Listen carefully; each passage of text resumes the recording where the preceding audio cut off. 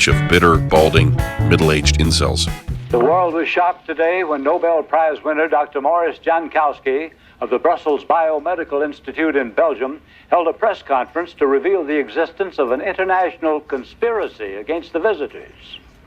This is from the 1983 TV miniseries V, which was about aliens coming to Earth, convincing everybody that they were there to help mankind, and they dressed up in human suits when in fact they were lizards underneath, and they didn't want anybody to know about their secret plan to consume human beings as food, and they knew that scientists were their worst enemy, because the scientists could figure out that these alien visitors weren't who they pretended to be. It came to my attention first when Dr. Rudolf Metz in California who asked to speak with me on what he called urgent confidential matters.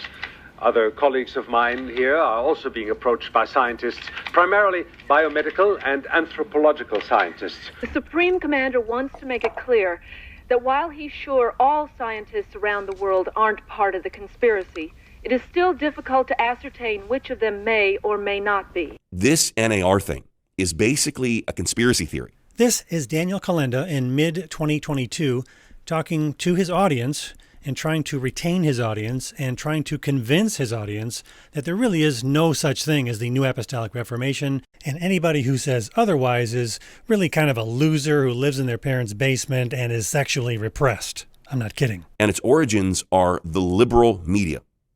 These people hate conservatives. They hate Judeo-Christian values. Kolenda is going to assume that nobody will look into this matter and do any of their own research, and he's hoping that they will just blindly trust him. In many cases, they're not objective journalists, they're spin doctors. They are often activists pushing an agenda that I'd be willing to guess that most of my listeners would be very opposed to. And so just remember, you evangelical heresy hunters listening, these are not your friends. Daniel Kolenda really doesn't want anybody to listen to the so-called heresy hunters, so he makes them sound really bad. Kind of like those lizard people aliens in that old TV show didn't want the general public listening to what the scientist had to say. Instead of scientists, these are the evangelical heresy hunters. This is a term that Kolenda uses quite a bit in this and another video that he made about a year earlier. He uses the term heresy hunter. This is a derogatory term that gives him the ability to describe this entire anonymous group of people in a way that makes his audience really dislike them. He doesn't actually deal with what they actually say or what they actually do. He doesn't have any direct contact with any of these people. He just tells his audience, there's these bad people out there, and they're really bad. Just trust me. In fact, you have more in common with the most radical charismatic than you have with these people. They would attack you. They would demonize you in a heartbeat the same way that they've done to us. And that's exactly what they did with this whole NAR thing. They slandered charismatic and Pentecostal leaders. They made them out to be a bunch of crazy, cultic, religious zealots who were a political threat. And they did that in order to discredit the Republican candidates associating with them. Now, after the 2008 election, this subject of the NAR was basically dropped by the liberal media. Because once the elections were over, it had no more purpose. And I don't think anyone would have ever heard about the NAR again if it weren't for those evangelical heresy hunters who saw a golden opportunity. Normally, when you're trying to make a persuasive argument and you're trying to really prove your case, you would really prove that point that he just made. You would show some evidence of that, but he doesn't do that. He just says it, and he knows that his audience will just believe him, that somehow everybody who's against the New Apostolic Reformation, if they have a theological difference, they're just grabbing onto the thing they saw happen from the liberal media, and they're just reinventing it for themselves because they're opportunists. They don't have any legitimate claims to any theological differences. They're just trying to make a name for themselves. He doesn't prove that, and he never will. And not only did they fail to defend their Christian, charismatic, and Pentecostal brothers and sisters who were being treated very unfairly, instead they jumped on the bandwagon. Somehow, Daniel Kolenda knows that everybody who is theologically opposed to the ideas in the New Apostolic Reformation is only doing it because they're opportunists who are just trying to gain an audience for themselves. They don't actually have a real point to make, and all of their ideas are just copied from the liberal media. He has no proof of this, and he knows it. Look at that smirk on his face. He knows his audience is buying this, and he's making his critics look as bad as possible so that they don't even want to consider what anybody else might say. They eagerly took over all of those liberal media talking points, no matter if they were true or not. There was no concern for whether there was a shred of integrity in the reporting or a shred of truth to the accusations. They just gobbled up all the vomit. They just gobbled up all the vomit. They made it their own, and then they used those secular, liberal, journalistic hit pieces as proof of their wild accusations. And then, over time, they just built out this NAR conspiracy theory to such a ridiculous degree that anything and everything that they disagree with theologically is just painted with this broad brush called the NAR. And anything that's particularly strange or weird that goes on somewhere in the charismatic world is automatically identified with the NAR. So they've sort of consolidated all of their acrimony and indignation into a single straw man effigy that they just flog endlessly. Daniel Kolenda does not want his followers typing in some keywords into YouTube like, what is the New Apostolic Reformation, or is so-and-so a false teacher? He wants his followers to be really angry at those darn heresy hunters. Boy, are they bad. This whole thing is a type of thought-stopping device under the guise of saying, I just want to help give people some good information. Here's Sam Storms on Remnant Radio doing something very similar. Especially in this age of these so-called discernment bloggers. I mean, if you part your hair on the wrong side, they're going to tell you you're going to hell. I mean, it's almost that bad. I'm working on a much longer and much more detailed video, but for right now, I just want you to see the pattern of these pastors claiming that the real problem in the church today is not false teachings. No, the real problem in the church today is discernment bloggers or heresy hunters. While Sam Storms believes that discernment bloggers are the biggest problem in the church today, here's what he has to say about Benny Hinn. Yes, Benny Hinn is a born-again man of God. Does he have a faulty theology and sometimes a manipulative ministry style? Yes, but the man loves Jesus. I'm convinced of that. We will be critiqued and we'll be criticized and people won't understand, and sometimes the most ruthless reviews will be other Christians. This is megachurch superpastor David Hughes, who is encouraging his audience to just ignore anybody who has any kind of criticisms, because his ridiculous, over-the-top, seeker-friendly church by the Glades is so obviously wonderful and biblical that you should just brush aside any kind of criticism. Never respond in kind, never fire back. This is how NAR is being described by the critics. So you create a definition, maybe take extreme statements from extreme leaders in different places, put it all together, and create this terrible, monstrous entity called NAR that's doing this terrible damage around the world. And if you say you're not part of it, you're lying. This, of course, is Dr. Michael Brown, who I believe has done more videos against this idea that the NAR is a real thing. I think he's done more videos on that topic than anybody.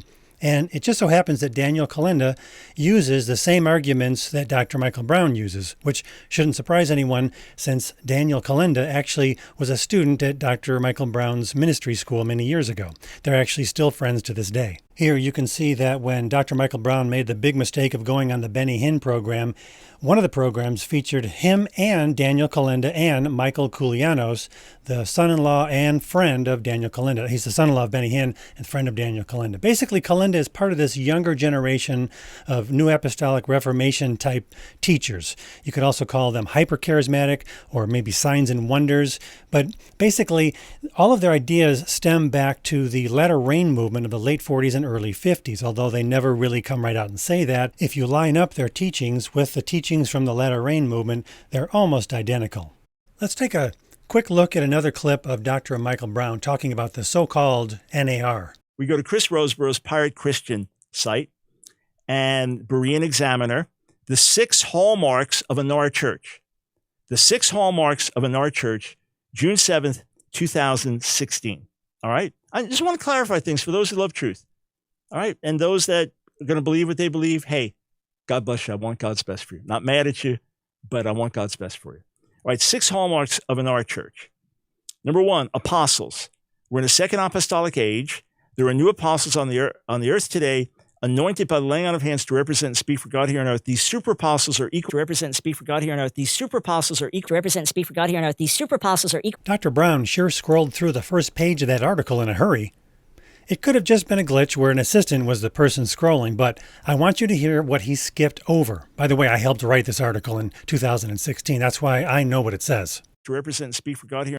So if we look at that third short paragraph, it says this: First, you need to understand that the NAR isn't an official organization, nor can it be characterized by a common creed. It is instead a loosely knit and often unaffiliated network of leaders who share a common vision and goal for the visible church. As you can see from that article, we weren't claiming that this was a secret bunch of people meeting behind closed doors who were trying to take over the world. It's a loosely knit group of people with overlapping beliefs. But it's much easier to make us look bad by claiming that we're all conspiracy theorists. You can see Dr. Michael Brown, he even had a cover of one of his videos from 4 years ago that kind of made fun of the idea that it was a scary haunted house sort of a thing. Now, I want to play some more of the clips from Daniel Kolenda's original video from about a year ago. And you're going to hear him say some really negative, dark things about the people that he claims are not doing their homework, the people who don't do any actual research, the people like me. This is going to be a short video, and it will begin the process of me making a number of long, detailed videos. And I will do my best to prove every point using these teachers teaching falsely in their own videos, using their own words. I won't just assume that you're going to believe me. I want you to see it for yourself. Oh, and by the way, I should mention one more thing. As much as I do have some real disagreements with the way Dr. Michael Brown describes the issues surrounding the New Apostolic Reformation, he's much better and much more fair and much more thorough than Daniel Kolenda. Daniel Kolenda is like a cartoon character. You'll probably notice that this NAR narrative is really kept alive through social media, especially YouTube. And almost without exception, the people pushing this are sort of career critics, one-trick ponies that really have nothing else going on other than their heresy hunting racket. Nobody would ever subscribe to their channels just to hear them teach the Bible. Nobody wants to hear them preach. We have a lot of spiritual names that legitimize our dysfunctions.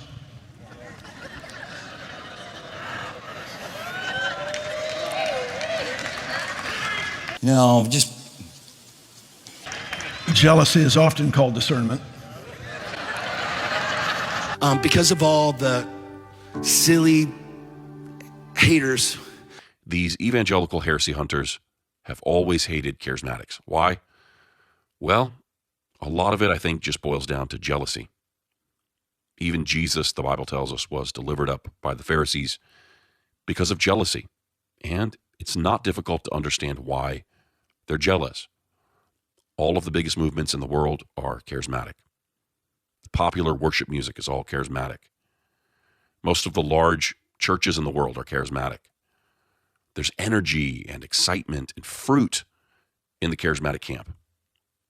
And meanwhile, the critics sit there in their boring, depressing, dying churches, and they're jealous. Jealousy is often called discernment. But what's more, charismatics expose their spiritual bankruptcy. Because you see, if what the charismatics are experiencing is indeed authentic, then what does it say about the critics? Well, it makes them look really bad. It makes it look like they're missing something really important. And so rather than repent and seek God, it's a lot easier just to attack charismatics, accuse them of heresy, and claim that everything they're doing is counterfeit Christianity. That way you can feel better about yourself and save face in front of your friends without having to change the very attitudes and doctrines that keep you unfruitful, miserable, and critical. The only way they can get a following is by posting a video with controversy and shock value where they expose the heresy of everyone they disagree with. And by the way, why is it always heresy they're exposing? What are we in the 12th century? Is this the Spanish Inquisition or something? Why can't they just simply teach what they believe without having to attack everyone else? Even if they pointed out where they disagree with certain teachings, that would be fine. But why must everyone they disagree with burn at the stake? It's because, again, that's all they've got, folks. If you take the vitriol and the antagonism and the venom away, they're not interesting. They have no followers. In fact, even some of the more well-known ones are only well-known because of their criticism. You know, it's the Christian version of cancel culture. And I'm telling you right now, the evangelical, especially Calvinist community, is going to pay a huge price for this. Because if things continue the way they are right now, they'll end up creating such a toxic echo chamber that they will lose anyone who's even somewhat reasonable and be left with nothing but a bunch of bitter, balding, middle-aged incels. Just in case you didn't know, an incel is a member of an online community of young men who consider themselves unable to attract women sexually, typically associated with views that are hostile towards women and men who are sexually active. Here are a couple of clips of news stories that will help you understand what an incel is, and I want you to think about this is who Daniel Kolenda claims people like me are. Tomorrow is the day of retribution. The day in which I will have my revenge. Soon after posting this video to YouTube, Elliot Rodger would go on a shooting spree in the California city of Santa Barbara, killing 6 and injuring many others. Shots fired, shots fired. The attack, a form of revenge by an angry young man, one who was hell-bent on blaming women for his own personal loneliness. The girls are not sexually attracted to me. There's a major problem with that. A major problem.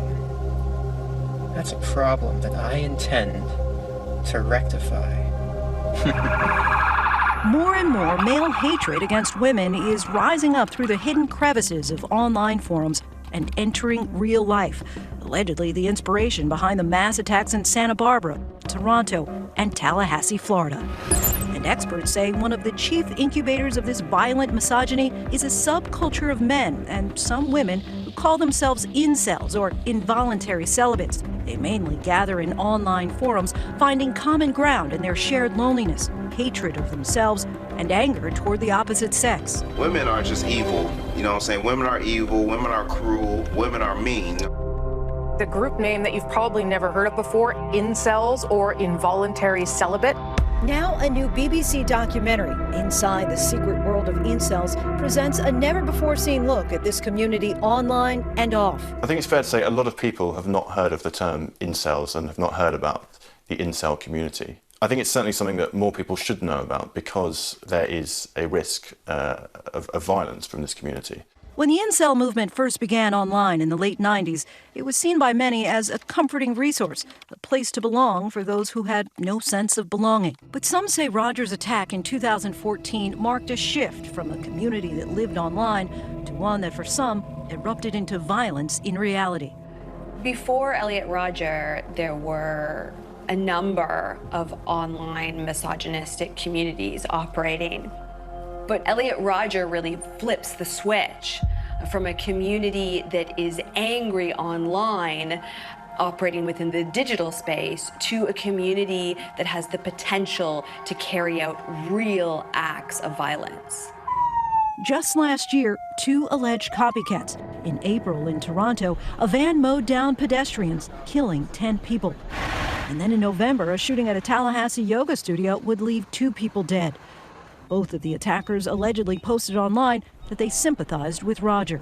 Nightline is choosing not to show you more of Rodger's videos or the memes that now circulate praising him, but it's clear he's gained an infamy within these forums. And be left with nothing but a bunch of bitter, balding, middle-aged incels living in their parents' basement surrounded by empty pizza boxes and Dorito bags, wearing Call of Duty headsets and bathrobes and trolling everybody online. That's what I honestly envision when I read some of these comments from these guys on YouTube calling everyone they disagree with a heretic and part of the NAR. Remember this? Here's what Daniel said in this very same podcast. Why can't they just simply teach what they believe without having to attack everyone else? A bunch of bitter, balding, middle-aged incels living in their parents' basement surrounded by empty pizza boxes and Dorito bags, wearing Call of Duty headsets and bathrobes and trolling everybody online. Why can't they just simply teach what they believe without having to attack everyone else? If you are a religious without relationship person, you will study the word to find the ways that you can expose all the false teachers that are out there and not realize that you're actually leading people to hell. And you know, they've taken this guilt by association thing to such an extreme now that often they don't even seem to think they need to engage with the actual issues anymore. I'm pretty sure that a lot of you listening to this are familiar with the idea of projecting. what we're doing is projecting our own crap onto other people, seeing it in them and condemning them rather than seeing it in us, rather than recognizing that this is us and acknowledging that it's in us and that we have to fix ourselves. But no, that's too painful, that's too uncomfortable. So it's much better to see everybody else as the problem, to not take responsibility, to blame everybody else, to judge everybody else, attack everybody else. This is what people do all the time.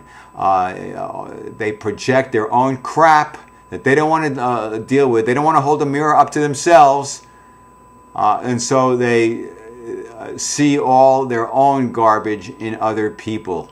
They simply bestow the NAR scarlet letters on anyone they disagree with, and they think that automatically discredits that person, their ministry, and everything they believe and teach.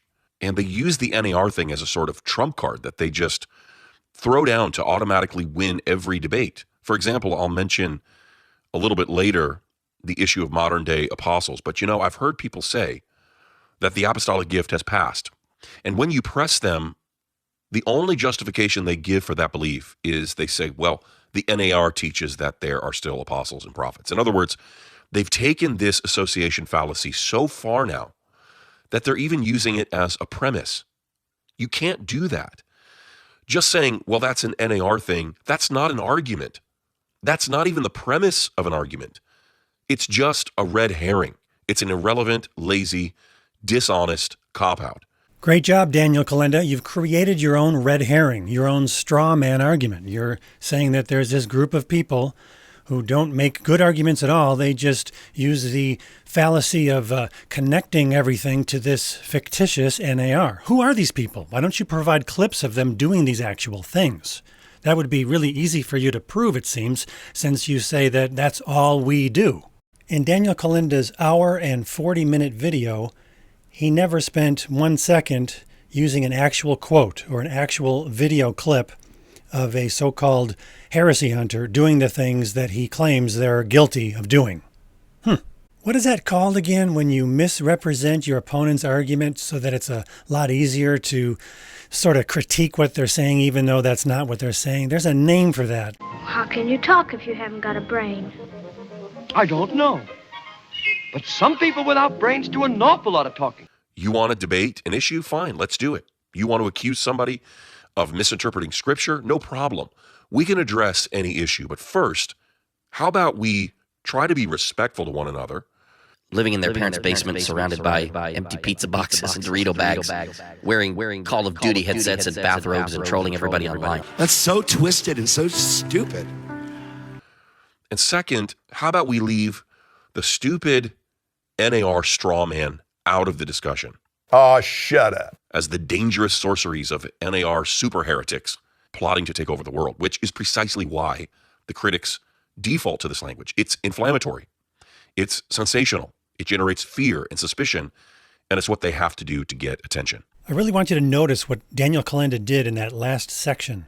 He talked about being totally open to theological debates, to testing different ideas to see if they're biblical or not.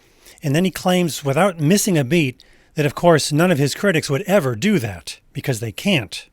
This is a guy who's very closely connected to Kenneth Copeland. What I love about Kenneth Copeland Ministries and the relationship between Christ for All Nations and KCM is that this goes back a long way, and the history books are going to record a very close working relationship between these two ministries. He made that airplane so cheap for me, I couldn't help but buy it. Evangelist Bonnke was in Soweto in South Africa in his dressing room, and there was a knock at the door, and he opened it up, and there was Kenneth and Gloria, and they came inside, and Kenneth said to Evangelist Bonnke, he said, I want to partner with you. Since I've taken over for the last 12 years, I've watched the consistency, I've watched the faithfulness, and my heart has just been stirred as I've seen the heart that Kenneth Copeland Ministries, Kenneth and Gloria have. And to Benny Hinn, and to some of the worst Word of Faith, New Apostolic Reformation, whatever you want to call them, heretics in the so-called Christian world today. But he set up a straw man about his opponents that says they don't want to argue these things because they can't. They don't actually argue. They just paint everybody with the NAR label, and then they're finished. They have nothing to say. They have no arguments. They don't know how to do anything. They're just repeating stuff they heard the liberal media say back in 2011.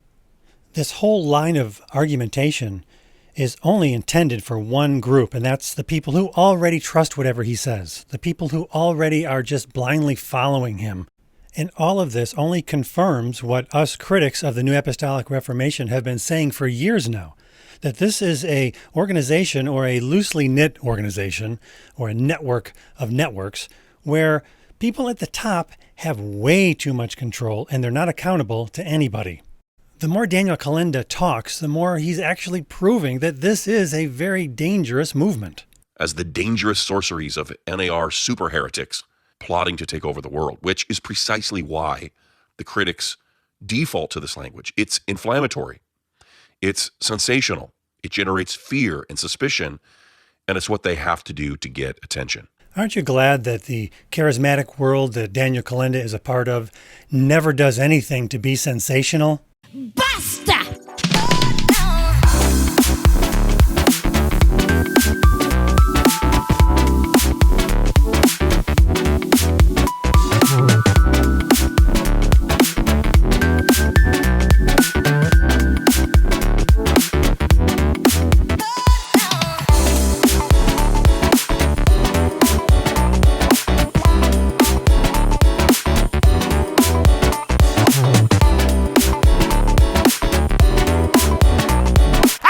Oh, shut up. It's lifting.